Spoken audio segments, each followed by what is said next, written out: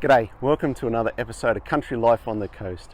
My name is Sean, and on today's episode we are going to talk about luggage pods or roof pods. So we recently returned from an 8,700 kilometre road trip. It's about 5,400 miles or a bit over that, and we use this roof pod. Now you can call them luggage pods, rooftop pods, car pods. There's different names. I'm going to call it a roof pod. So we used this for our trip and we found it really good. So I thought I'd share just some of the things we've learned about this one, and if you're looking at buying one, some of the things that you need to consider. So first of all, there is a wide variety of manufacturers of these. This one here, I actually bought it secondhand. There's no label or name on it anywhere, so I actually don't know what brand it is. So I'm not sure if that's a good thing or a bad thing. When I've looked online, I've seen them range from around $500 is probably about the cheapest one I saw, and they range up to $1,000, $1,200. Some of the features will be different in each one, but one of the main things I noticed is you can buy different sizes, and they all talk about, with the sizing, the number of litres that it can hold. Now I found that a bit confusing when I was looking at which one to buy. So when this one just turned up secondhand on Facebook Marketplace, it was about the size I thought we needed, and we ended up buying it. These pods, they're a hard plastic, they're fully sealed. On our road trip we drove through dust, rain, sunshine, and we didn't find any evidence of any water getting inside it. There was no dust inside it that we found. I'll show you shortly about how it seals, which this one surprised me, and I'm not sure if they're all the same. So for this discussion, I'm going to talk about ours, because depending on which one you look at, I'm sure has slightly different features. And so I'm not going to go into all the different ones. We'll just talk about this one and go through the features and the things that this one has. So starting off, obviously they mount to a set of roof racks. This one here, it has this lock at the front as well, or a clip. And I found that actually really handy when you're putting stuff inside it and you want to lock it down. You'd sort of pull it down first and clip that first, and that helps pull it all down. And then there's a lock here, so it's all fully locked up at night or anything like that, just by that. And it obviously needs to be pushed down and sitting in the right spot for it to lock, and I'll show you very shortly inside how that works. So to open him up, we just turn the key 90 degrees and just lift it straight up.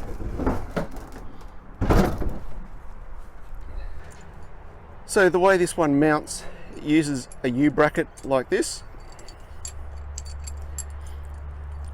This will go over the roof rack, and then there is a rubber seal here, and then this metal plate goes down over the U-bracket, your U-bolt, and then there's two nuts like this that screw on, and that's what holds it tight.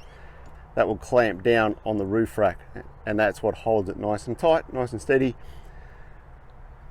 Now when you install it, what I found was I started these two sides, which were the easiest, and on the other side, because the roof only pops up part way, you've really got to sort of try and reach in. It's really a two-person operation, very hard to do it with just the one person. So someone can hold that up, the other one slides the rubber seal and then that metal bracket on and does them up. And you just want to do them really loose initially so that you get this set up exactly where you want it. When I set it up properly, I had it sort of in the middle of the car as well, and then we tightened everything down. We did check it on a couple of the spots as well, just to make sure that nothing was coming loose, and nothing ever did. It just stayed nice and tight, so that was really good. This U-bolt comes up and comes through these two mounting holes. And one of the things I liked about this one is it's actually adjustable, so you can actually reduce the size, so that if you're in a smaller car and your roof racks need a shorter distance apart, then this will fit that. Now with mine, I actually had my back roof racks back here a bit further, and so I had to reduce the length of them. rather than drilling new holes in here.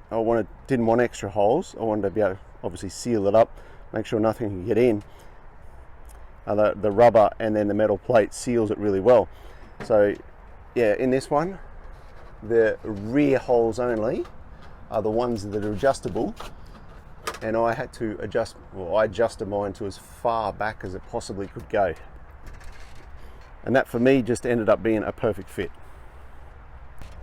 Now the only real instructions that I could find for this is on this sticker inside here, and what it does is it shows how to load it in regards to a maximum of 50 kilograms and basically in 10 kilograms lots balanced out over. So for us, we were carrying things like sleeping bags, pillows, blankets, that sort of thing is what we stored in here. And so for us, we were able to just stagger it all the way along. We had this full. There was not much more spare capacity in it. We had a picnic blanket in here, all those sorts of things. So they weren't really heavy at all, but they were bulky, which is why we wanted something like this. So that's something that you need to consider, is what are you going to put in here, and how heavy is it, and will it either overload this, break it, that sort of thing. I said before about how well this seals, and I expected there to be some form of rubber seal either up on the lid here or down here, but there's no rubber seal or anything. It is just such a snug fit that when you bring this down, it basically just removes the air, and then it just seals up really well. So like I said, we drove through dust, rain, all of it, and we had nothing come inside. So I was really surprised. So as I mentioned earlier, they come in all different sizes.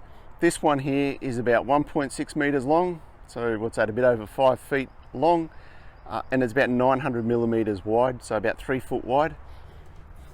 So when closing this up and locking it, it has these pins that go down. So this pin here, or bar, rod, there's one here and there's one at the front as well. And they will go into these holes, and they need to be all the way down before you can turn the key, and then this bar goes in and locks it. So it is very secure. It's not just a little latch that when you turn the key that hooks up here or something, it actually pins the top right down. So for me anyway, I found there was a couple of times where I couldn't turn the key, and I just had to go along and make sure that the top was fully down. So just make sure that it's properly sealed, and that before you can lock it down. So depending on your vehicle, you may need a little ladder as well. I've got a little single step that we have in the car here that I use all the time anyway for different things, and so that came on holidays with us, and I use that to load and unload this. Just because of how high that is, I need to be able to see where everything was.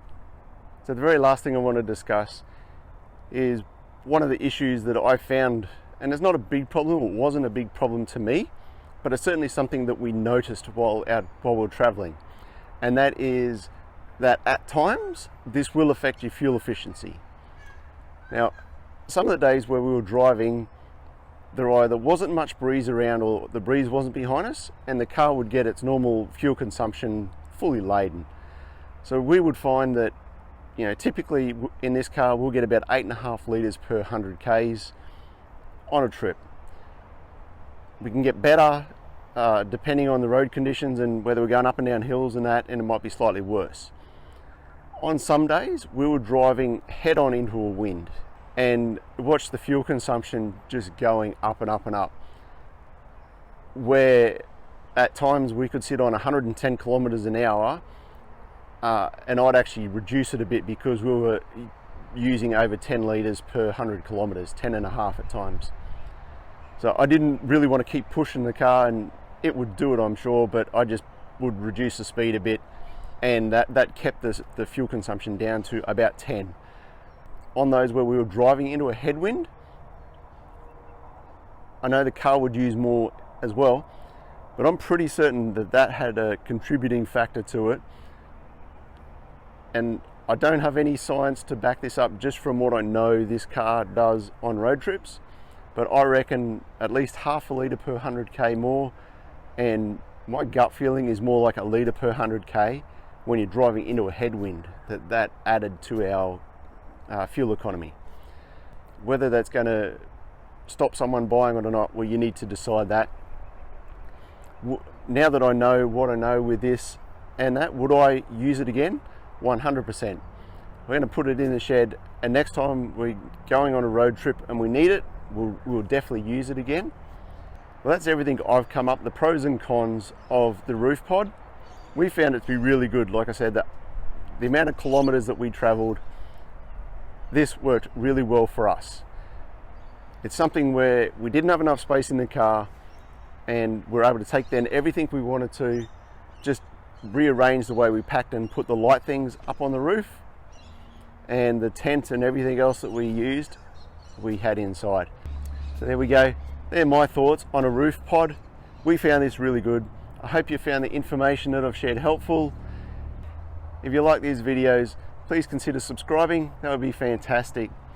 But that's all we have for this episode. So thank you so much for watching, and we'll catch you on the next one. God bless.